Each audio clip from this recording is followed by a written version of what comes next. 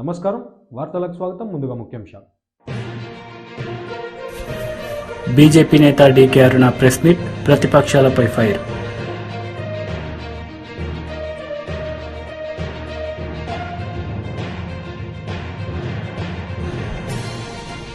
Janasena PSC chairman Nadendla Manohar press meet, పలు అంశాలపై వివరణ.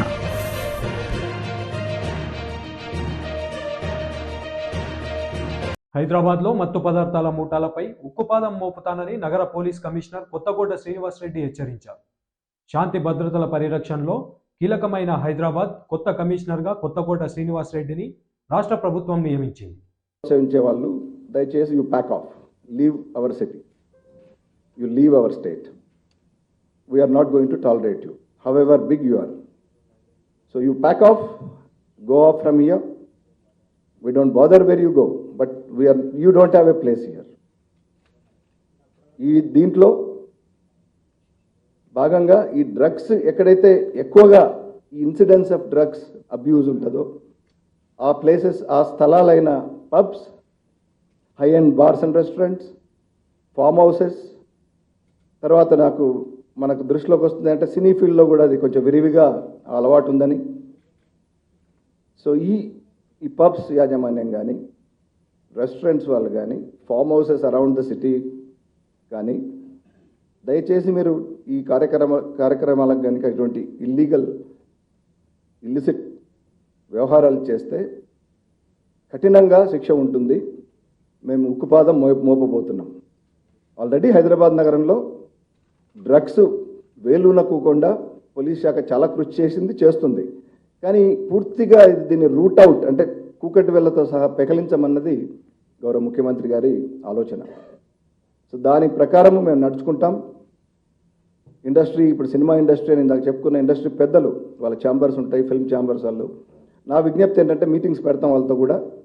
వాళ్ళందరూ కూడా ఈ ఏదైతే చిన్నపిల్లల వ్యవహారంలాగా కొంతమంది ఈ సినీ వర్గాల వాళ్ళు దీన్ని ప్రోత్సహిస్తూ ఆ రకమైన పార్టీలు వాళ్ళు చేసుకుంటున్నారు. కాబట్టి బయట డిమాండ్ ఉంది కాబట్టి డిమాండ్ ఉంటే సప్లై ఉంటుంది. So if there is no demand there will be no supply. So how to make that there is no demand? It is by educating.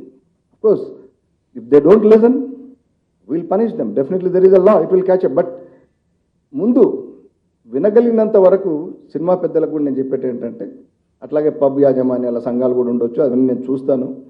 దయచేసి మీలో మీరు మీటింగ్స్ పెట్టుకోండి. You please stop this. Our city should be clean, neat, livable. Don't make it, it's a very dangerous thing. So that నా విజ్ఞప్తి ఏంటంటే, ఎవరైతే ఎక్కడైతే ఈ ఇన్సిడెంట్స్ జరుగుతుందో, ఎక్కడైతే వీటికి ప్రోత్సాహం లభిస్తుందో అక్కడ ఉన్న పెద్దలు వాళ్ళు చొరవ తీసుకోవాలి. వాళ్ళు చొరవ తీసుకునే విధంగా మేము కూడా అడుగులు వేస్తాం. వాళ్ళని కలుపుకొని ఖచ్చితంగా అన్ని వర్గాల్లోనూ, ఇప్పుడు ఇందాక పబ్స్, రెస్టారెంట్స్ అంటే అన్ని పబ్స్, అన్ని రెస్టారెంట్స్ దుర్మార్గంగా డ్రగ్స్ చేస్తాయని కాదు, దయచేసి అర్థం చేసుకోండి. అట్లాగే సినిమా వర్గాలు ఉన్నాయంటే మొత్తం అందరూ అట్లని కాదు, ఎక్కడైనా మంచి ఉంటుంది, చెడు ఉంటుంది. కానీ ఇన్సిడెంట్స్ అక్కడ ఎక్కువ ఉంది కాబట్టి ఈ పెద్దలు, అందులో చాలా మంచి వాళ్ళు ఉన్నారు అక్కడ కూడా, మంచిగా పబ్స్ని జాగ్రత్తగా చట్ట ప్రకారం నడుపుకుంటూ చట్ట ప్రకారం వచ్చిన లాభాలతోనే తృప్తి పడే పెద్ద మనుషులు చాలామంది ఉన్నారు. వీళ్ళు కొంచెం ముందుకు రావాలి. పోలీసులు చూసి చూడకుండా పక్కన జరుగుతుంది, అది పోలీసుల పని, మాకెందుకులే ఉండకూడదు. సో ఇన్ఫర్మేషన్ వ్యవస్థ ఏదైతే ఉందో దాన్ని గట్టిగా పెడతాం. దీన్ని మేము రాబో రోజుల్లో మిగతా ఏదైతే స్ట్రిక్ట్ అండ్ ట్రాన్స్పరెంట్ పోలీసింగ్తో పాటుగా డ్రగ్స్ మీద పూర్తి ఫోకస్ పెట్టబోతున్నాం. చివరగా ఫ్రెండ్లీ పోలీసింగ్ అనేది ఈ మధ్యలో ఒక రకమైన అవహేళనకు గురైంది. దానికి నేను అనుకుంటున్న కారణం, నేనంటే చాలామందితో ఇంటరాక్ట్ అయినప్పుడు మా వాళ్ళు ఫ్రెండ్లీ పోలీసింగ్ అనగానే డిస్టింక్షన్ అంటే ఆ తారతమ్యం ఏదైతే ఉందో అది తెలియక అందరితో ఫ్రెండ్లీ ఉండడం అనే ఒక దానివల్ల ఫ్రెండ్లీ పోలీసింగ్ అనేది ఒక అవహేళనకు గురైన భావనగా రావచ్చు. నేను స్పష్టంగా మీకు చెప్పదలుచుకుంటున్నాను మిత్రులారా. So we will be friendly with law abiders. చట్టాన్ని గౌరవించే వాళ్ళతో మేము చాలా స్నేహపూర్వకంగా ఉంటాం. వాళ్ళ సహాయ సహకారాలు తీసుకుంటూ ముందుకు వెళ్తాం. అదే ఈ ప్రభుత్వం, తర్వాత ముఖ్యమంత్రి గారి ఉద్దేశం. నంబర్ 2, ఎవరైతే చట్టాన్ని ఉల్లంఘిస్తారో law breakers, will be tough with them. కఠినంగా ఉంటాం. ఎవరైతే క్రిమినల్గా, ఎందుకంటే ఒక్కోసారి చట్ట ఉల్లంఘన క్రిమినల్ ఉద్దేశంతో చేయకపోవచ్చు. ఇప్పుడు ట్రాఫిక్ దగ్గర సిగ్నల్ జంపింగ్ అది పిల్లాటల్లో చేస్తారు. సో దానికి కఠినంగా ఉంటామంటే చాలా నేస్తం అది అన్నీ ఉంటాయి. బట్ ఎవరైతే ఉద్దేశపూర్వకంగా నేరాలంటే డ్రగ్స్ లాంటివి కానీ ఇంకేవైనా అదర్ థింగ్స్, వారి పట్ల మాత్రం will be stringently serious about that. Will be చాలా చాలా కరుకుగా ఉంటాం అని మీ ద్వారా తెలియజెప్తూ అవకాశం ఇచ్చినందుకు నేను కృతజ్ఞతలు తెలుపుకుంటున్నాను. సో ఇది తెలుగు ఇంగ్లీష్లో ఆల్రెడీ అయిపోయింది. Is there a need to repeat in English? Urdu तो बहुत मुश्किल है भाई, थोड़ा सा हिंदी तो मैं कह रहा था सिटी पुलिस के जो फोकस एरियाज है, बेसिक पुलिसिंग एक इम्प्रूव करना है, उसको एक दूसरे लेवल पे, हाईएस्ट लेवल पे बेसिक पुलिसिंग और ट्रांसपेरेंट अकाउंटेबल पुलिसिंग को यहाँ लाना है इस शहर में. और दूसरा ट्रैफिक प्रॉब्लम जो भी है, क्योंकि मेट्रोपॉलिटन सिटी में, ऐसे शहर में ट्रैफिक प्रॉब्लम तो एक ये लगातार समस्या रहता है. ऐसा नहीं मैं कह रहा हूँ कि इसको ख़त्म करेंगे, कोई समस्या नहीं होंगे, लेकिन सुधार जरूर लाएंगे इसमें. हमारे जो ट्रैफिक पुलिस विंग है, गवर्नमेंट अभी 30% भी उसको दे रहा है. मैं ट्रैफिक डीसीपी रह चुका हूँ, आप लोगों को मालूम है. 2.5 years I was traffic DCP, so I know what it is and we'll try. ये जो भी है हम थोड़ा सा सुधार लाने के लिए कोशिश करेंगे. और तीसरा लेकिन बहुत मुख्य अंश है जो मैं बात कर रहा था, ड्रग्स का जो समस्या है इस शहर में, अन्य शहर जैसे, लेकिन यहाँ ड्रग्स का कोई स्थान नहीं है. ये हमारा मुख्यमंत्री साहब का आदेश है. तो ये ड्रग्स को कंट्रोल करने के लिए हम बहुत బీజేపీ నేత డీకే అరుణ మీడియా సమావేశం నిర్వహించారు. ఈ సందర్భంగా ప్రధాని మోడీపై కొంతమంది అవినీతి సామ్రాట్లు మాట్లాడడం సిగ్గుచేటని ఆమె అన్నారు. ఒక పక్క పనిచేస్తా ఉంటే ఈ అవినీతి మహారాజులంతా, అవినీతి సామ్రాట్లంతా కలిసి నరేంద్ర మోదీ గారిని ఎట్లయినా గద్దెదించాలని అనేక రకాల కుట్రలు పన్నుతున్నా ప్రపంచ దేశాల్లోనే భారతదేశం గర్వించే బిడ్డగా నరేంద్ర మోదీ గారు ఇవాళ భారతదేశంలో ఉన్నటువంటి ప్రతి బిడ్డ ఏ దేశంలో ఉన్నప్పుడు గర్వించే విధంగా ఈరోజు భారతదేశం యొక్క కీర్తి ప్రతిష్టలు ఒక పక్క పెంచుకుంటూ, ఇటువంటి నాయకుడు మాకు లేదనేటటువంటి విధంగా ప్రపంచ దేశాల్లోని అనేక దేశాల ప్రజలు ఈరోజు భావిస్తున్నటువంటి పరిస్థితిని మనం చూస్తూ ఉన్నాం. ఒక గొప్ప నాయకత్వాన్ని కాకుండా ప్రపంచాన్ని కూడా ఒక దిశానిర్దేశం చేసేటటువంటి ఒక నాయకత్వాన్ని చూసి గర్వపడాల్సింది పోయి చాలా మంది ఈర్ష్యపడుతూ, ఒక పక్క ద్వేషిస్తూ, ఒక పక్క ఈర్ష్యపడుతూ నరేంద్ర మోదీ గారిని తిడితే వీళ్ళకేదో కీర్తి వస్తున్నటువంటి భావిస్తూ ఈ దేశ ప్రతిష్టను దిగజార్చే ప్రయత్నం చేసిన వీళ్ళందరికీ కూడా దేశ ప్రజలు గమనిస్తూ ఉన్నారు. మొన్న వచ్చినటువంటి ఎన్నికల తీర్పే దీనికి సాక్ష్యం. ఛత్తీస్గఢ్లో మేమే అధికారంలోకి వస్తామని చెప్పింది కాంగ్రెస్ పార్టీ, మధ్యప్రదేశ్లో వాళ్ళే అధికారంలోకి వస్తామని చెప్పింది కాంగ్రెస్ పార్టీ, రాజస్థాన్లో మళ్ళీ మేమే అని చెప్పింది కాంగ్రెస్ పార్టీ. మరి అక్కడ ఉన్నటువంటి ప్రజలకు నరేంద్ర మోదీ గారి మీద ఉన్నటువంటి విశ్వాసం మరి ఆ ఎన్నికల్లో తీర్పే స్పష్టం చేసిందని చెప్పి నేను తెలియజేస్తూ, వచ్చేటటువంటి పార్లమెంట్ ఎన్నికల్లో కూడా 380 స్థానాలకు పైగా, లాస్ట్ 2019లో 303 అయితే వచ్చే ఎన్నికల్లో 403 కూడా సాధించేటటువంటి విధంగా భారతీయ జనతా పార్టీ అధికారంలోకి వస్తుంది. తిరుగులేని మెజార్టీని భారతీయ జనతా పార్టీ వచ్చే పార్లమెంట్ ఎన్నికల్లో సాధిస్తుందని చెప్పి ఈ సందర్భంగా తెలియజేస్తూ, భారతీయ జనతా పార్టీ తెలంగాణ రాష్ట్రంలో కూడా పార్లమెంట్ ఎన్నికల్లో మెజారిటీ స్థానాలను గెలుచుకుంటుందని చెప్పి విశ్వాసాన్ని వ్యక్తం చేస్తూ మీడియా మిత్రులకు అందరికీ ధన్యవాదాలు.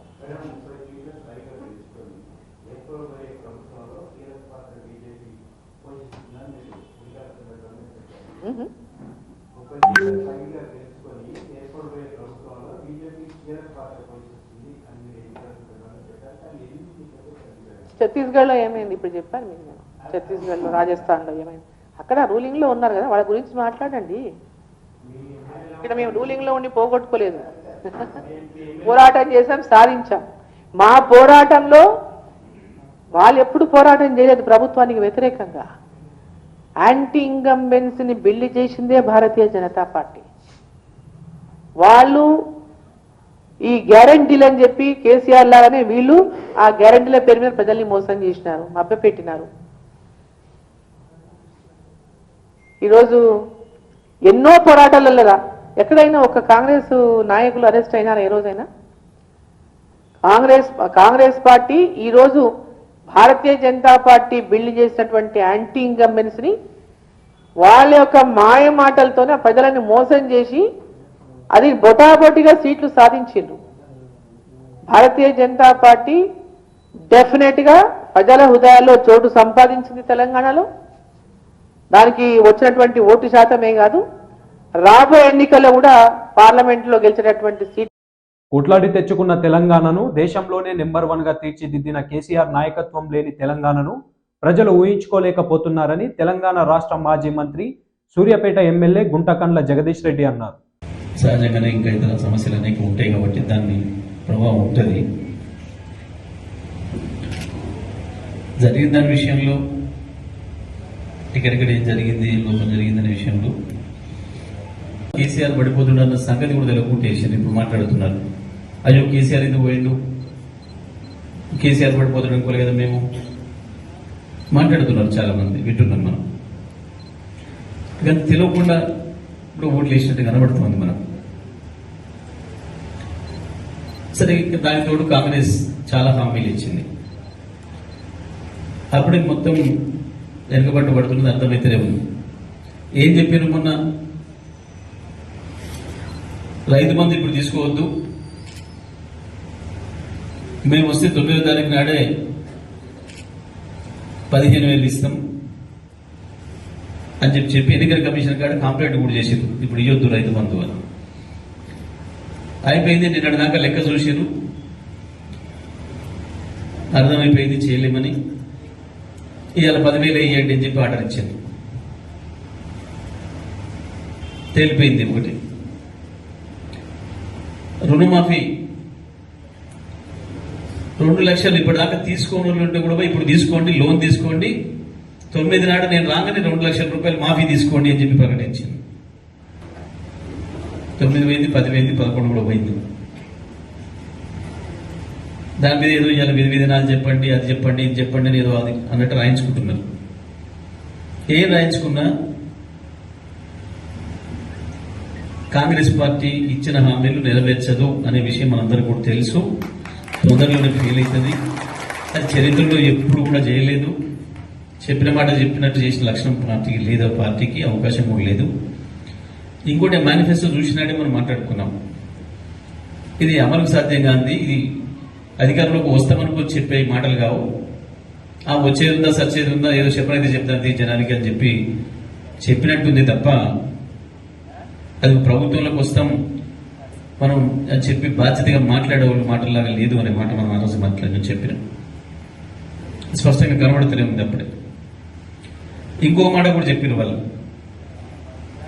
ఒడ్లు ఇప్పుడే అమ్ముకోకుండ్రి, 4వ తారీఖున కాకండి, 4 నాడు మేము రాగానే కింటాకు 500 రూపాయల బోనస్తో పాటిస్తామని చెప్పి చెప్పారు. దాని మీద ఇప్పుడు సపోర్ట్ లేదు కదా.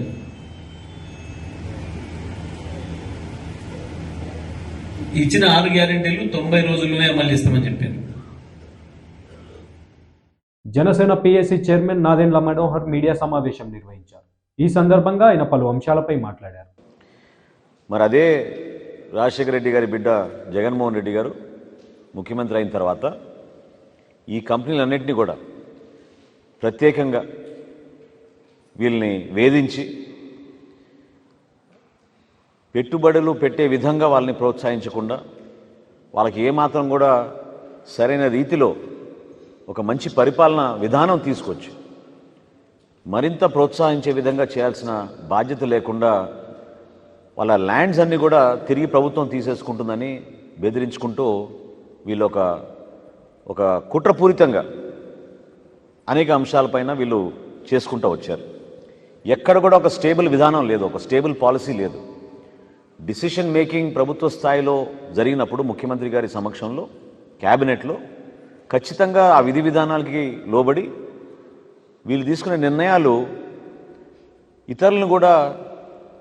ఇతరులు కూడా ధైర్యం నింపే విధంగా, వాళ్ళు కూడా మన రాష్ట్రానికి వచ్చే విధంగా పెట్టుబడులు పెట్టడానికి వీళ్ళు తీసుకోవాలి.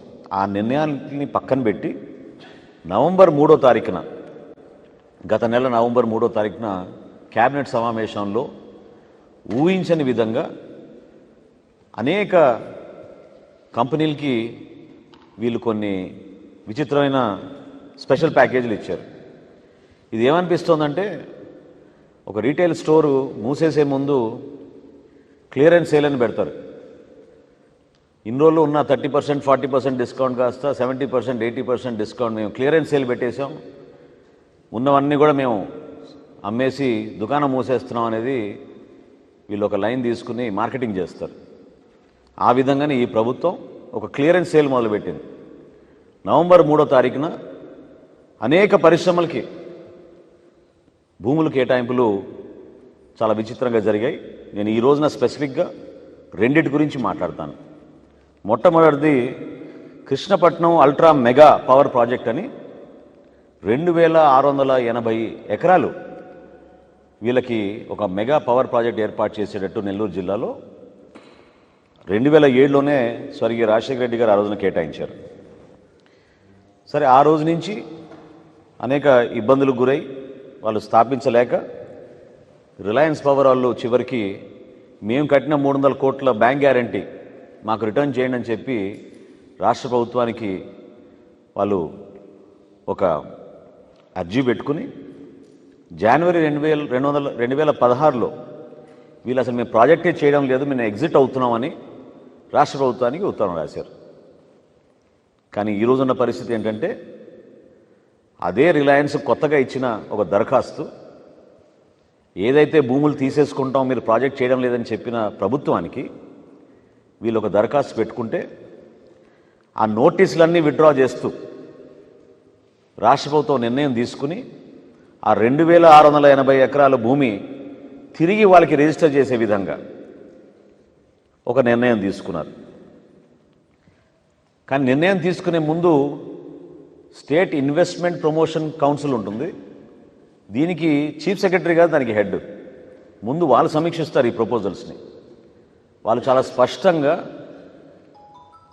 ఈ ల్యాండ్ ఏదైతే మీరు తిరిగి రిలయన్స్ ఇండస్ట్రీకి ఇద్దామని అనుకుంటున్నారో కృష్ణపట్నం పవర్ ప్రాజెక్ట్కి, అల్ట్రా మెగా పవర్ ప్రాజెక్ట్కి, దీన్ని మీరు ఎనర్జీ డిపార్ట్మెంట్కి రాసి దీనిలో అసలు జస్టిఫికేషన్ ఉందా లేదా, ఆ రోజు వీళ్ళు ఏర్పాటు చేస్తా ఉన్న అల్ట్రా మెగా పవర్ ప్రాజెక్టు కాక ఈరోజు కొత్తగా green ammonia, green hydrogen, photovoltaic based power generation అని కొత్త నామన్క్లేచర్తో వీళ్ళు వచ్చారు.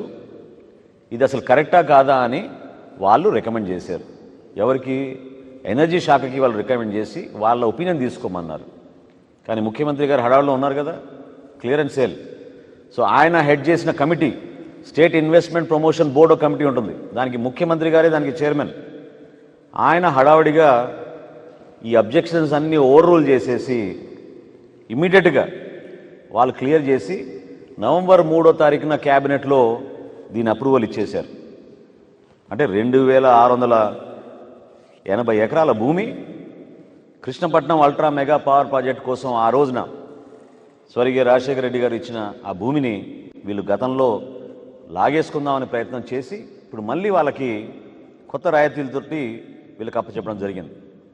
రెండో కేసు నియోజన్ ప్రాపర్టీస్ ప్రైవేట్ లిమిటెడ్ అని, ఇది హిందూపూర్ అనంతపూర్ జిల్లాలో.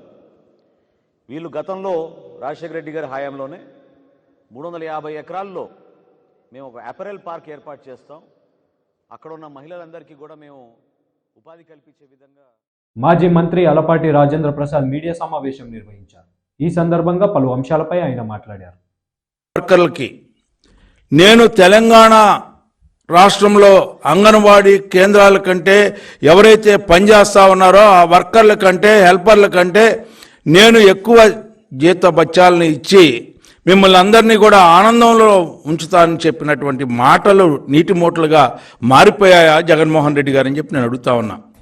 ఎందుకు వాళ్ళకి న్యాయం చేయలేకపోతా ఉంది ఈ ప్రభుత్వం? అంతేకాకుండా సంక్షేమం కూడా మీరు నవరత్నాల పేరుతో సంక్షేమాన్ని చాలా పెద్ద ఎత్తున ఈ రాష్ట్రంలో నేను చేసినటువంటి విధానం ఇంకెవరూ చేయలేరు అని చెప్పినటువంటి మాటలు అంగన్వాడీ కేంద్రాల్లో పనిచేసే అంగన్వాడీ వర్కర్స్కి ఎందుకు దక్కట్లేదని చెప్పి నేను అడుగుతా ఉన్నా. వారికి గౌరవ వేతనం ఎంత ఇస్తా ఉన్నారు?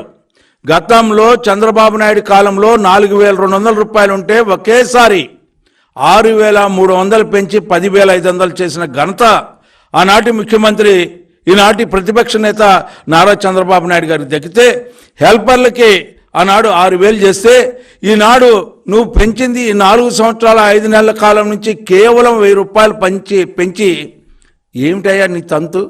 ఏం చేస్తున్నావు? ఏం న్యాయం చేసావు? 4.5 ఏళ్లలో 1,000 రూపాయల పెన్షన్ 3,000 ఇస్తానని చెప్పి 250 750 రూపాయలు ఇచ్చి నేను ఏదో పెద్ద సంక్షేమం నేను చేశానని చెప్పి చెప్పుకునేటువంటి నీ మాటలు ఈ యొక్క పేదరికాన్ని ఏ రకంగా పోగొట్టగలవని చెప్పి నేను అడుగుతా ఉన్నా. ఇవాళ అంగన్వాడీ వర్కర్స్ కానీ హెల్పర్స్ కానీ లేకపోతే మినీ సెంటర్స్ ఉంటే 300 మంది ఉంటే ఆ మినీ సెంటర్స్ని మళ్ళీ అంగన్వాడీ కేంద్రాలుగా మారుస్తానని చెప్పినటువంటి నీ మాట ఏమైపోయింది అని చెప్పి నేను అడుగుతా ఉన్నా. సంక్షేమంలో వాళ్ళకి ఏమీ రాదు, ఇళ్ల పట్టాలు రావు, లేకపోతే పెన్షన్ రాదు.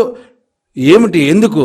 సుప్రీంకోర్టు చాలా స్పష్టంగా చెప్పింది, ఎవరైతే ఇలాంటి కేంద్రాల్లో వర్క్ చేస్తూ ఉన్నారో వాళ్ళకి గ్రాట్యుటీ రావాలి, పెన్షన్ రావాలి, 5 లక్షలు లేకపోతే లంసంగా వాళ్ళకి రిటైర్మెంట్ దీంట్లో ఇవ్వాలి అని చెప్పి చాలా స్పష్టంగా చెప్పినా కూడా ఆ తీర్పులను కూడా లెక్క చేయకుండా ఈ రోజున వాళ్ళని కట్టు బానిసల్లాగా నోరెత్తితే మీరు అరెస్టులు చేసేలాగా ఉన్నారు.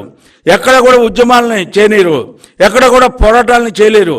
వాళ్ళ యొక్క ఆలోచనలు కానీ వాళ్ళ యొక్క విధానాలకి భంగం కలిగినప్పుడు, వాళ్ళకి నష్టం జరిగినప్పుడు వాళ్ళు నిరసన వ్యక్తం చేసుకునేటువంటి హక్కును కూడా ఈ రాష్ట్రంలో కోల్పోయేలాగా ఈ రోజున నీవు ప్రవర్తించే తీరు సభ్య సమాజం ప్రజాస్వామ్య విలువలకి ఈ రోజున నీట ముంచినటువంటి ప్రభుత్వం నీ ప్రభుత్వం కాదా అని చెప్పి నేను అడుగుతా ఉన్నా.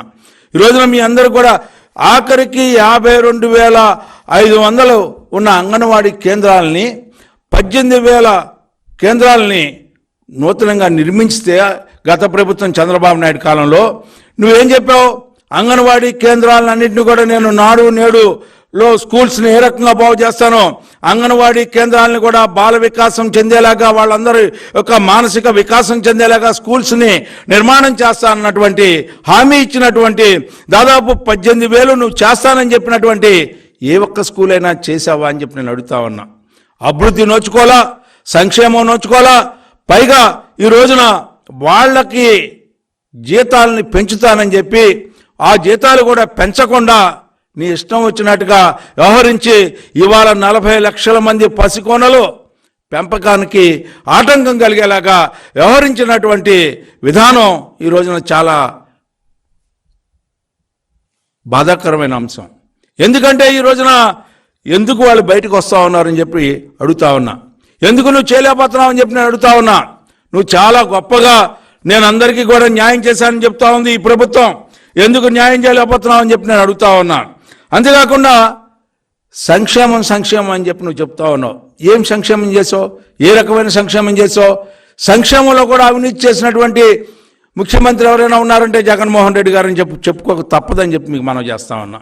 ఏ రకంగా నువ్వు అన్యాయం జరుగుతూ ఉంది? ఇవాళ వ్యవసాయానికి అన్యాయం జరుగుతూ ఉంది. తుఫాను వస్తే వ్యవసాయానికి ఈ రోజున వ్యవసాయదారులని ఈ రోజున ఆ నష్టపరిహారం ఇవ్వలేనటువంటి ప్రభుత్వం ఈ రోజున అసమర్థ ప్రభుత్వం నీ ప్రభుత్వం అని చెప్పి నేను మనం చేస్తా ఉన్నా. లేకపోతే ఉద్యోగస్తులకి లేకపోతే విద్యార్థులకి రియంబర్స్మెంట్ ఇవ్వలేనటువంటి, ఉపాధ్యాయులకి సరైన సిపిఎస్ సిస్టాన్ని రద్దు చేస్తా అని చెప్పి రాగానే మరుసటి రోజు రద్దు చేస్తా అని చెప్పి మాయమాటలు చెప్పి ఎన్నికల్లో గెలిచిన తర్వాత ఎన్నికల్లో నువ్వు ఇచ్చిన హామీలు నేను 98.5% హామీలు పూర్తి చేసిన ప్రభుత్వం. నేను అడుగుతా ఉన్నా, అంగన్వాడీ వర్కర్స్కి నువ్వు ఎన్నికల ముందు ఏం చెప్పావు, ఇప్పుడు ఏం జరుగుతా? Rachakonda CP G Sudheer Babu media సమావేశం నిర్వహించారు. ఈ సందర్భంగా ఆయన మాట్లాడారు. To be stakeholders in this efforts to make the already good play కాకుండా మా సిబ్బంది కూడా మాకు చాలా ఇంపార్టెంట్. వాళ్ళ వెల్ఫేర్, వాళ్ళ యొక్క కన్సర్న్స్ మాకు చాలా ఇంపార్టెంట్. సో సిబ్బంది సంక్షేమం పైన దృష్టి సారిస్తాం. దీని ప్రకారం ముఖ్యమంత్రి గారు కూడా ఒక నిర్దిష్టమైన ప్రణాళికలో ఉన్నారు. దాన్ని కూడా తొందరలోనే సిబ్బంది పరంగా ఏమేమి బెనిఫిట్స్ చేయడం అనేది చూస్తాం. అంతేకాకుండా ఈ కమిషనరేట్లో పనిచేసిన వాళ్ళు, ఇక్కడ ఉన్నటువంటి రిటైర్డ్ పోలీస్ అధికారులు కూడా ఎవరైనా ఉన్నా సరే వాళ్ళ యొక్క కన్సర్న్స్ మేము కన్సిడరేషన్ తీసుకొని ఒక ఎక్స్క్లూజివ్ డెస్క్ ఇక్కడ ఉంచి వాళ్ళ కన్సర్న్స్ కూడా మేము అడ్రస్ చేస్తాం. Wear ever legally we can do it. So they can also approach us. They are in service, they are retired, but still we are there with them. Apart from మా సర్వీస్లో ఉన్న వాళ్ళు కాకుండా వేరే అధికారులు అందరూ కూడా అటువంటి వాతావరణం కల్పించడానికి చర్యలు చేపడతాం. తర్వాత ట్రాఫిక్ రిలేటెడ్ ఇష్యూస్, హైవేస్ ఉన్నాయి కాబట్టి దానికి మోడర్న్ టెక్నాలజీ పరంగా ఏమన్నా తీసుకొని ఇంప్రూవ్ చేయడం ఉంటే చేస్తాం ఆ ఫోకస్. తర్వాత మనకు తెలుసు రాచకొండ ప్రాంతంలో ప్రాపర్టీ అఫెన్సెస్ కూడా ఎక్కువ ఉంటాయి. క్రైమ్ ఆల్సో వెరీ ఇంపార్టెంట్, మా crime wing. So crime related perspective కూడా మేము చర్యలు చేపడతాం ప్రివెంట్ చేయడానికి కోసమని, డిటెక్ట్ చేయడానికి కోసమని.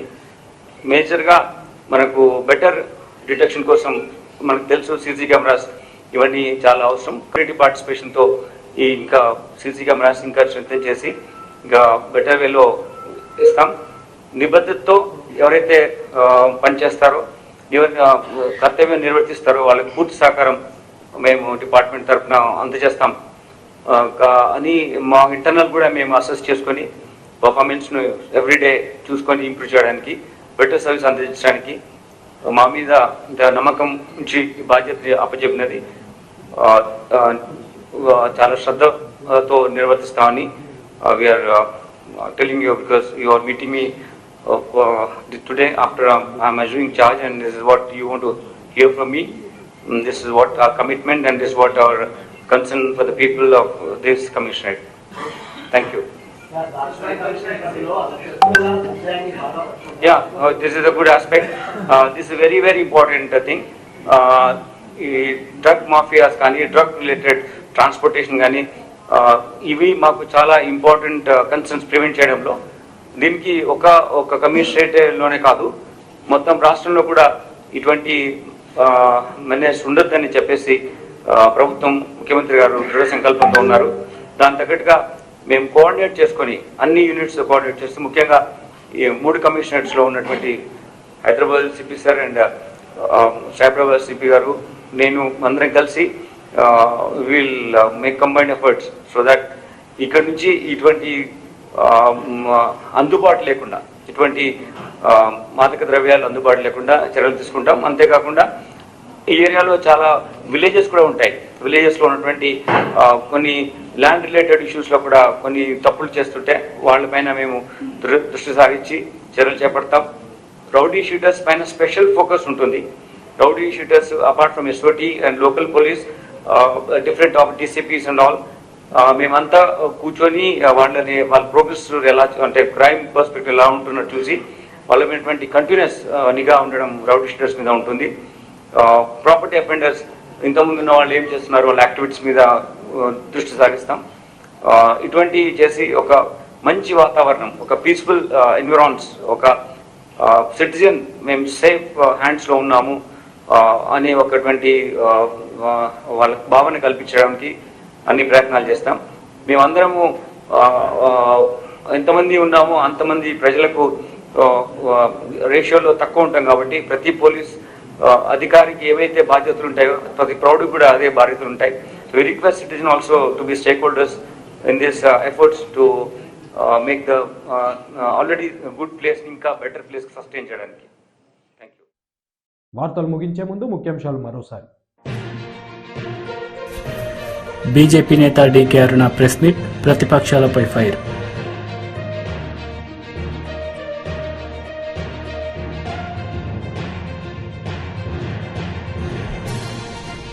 Janasena PSC chairman Nadendla Manohar press meet, పలు అంశాలపై వివరణ.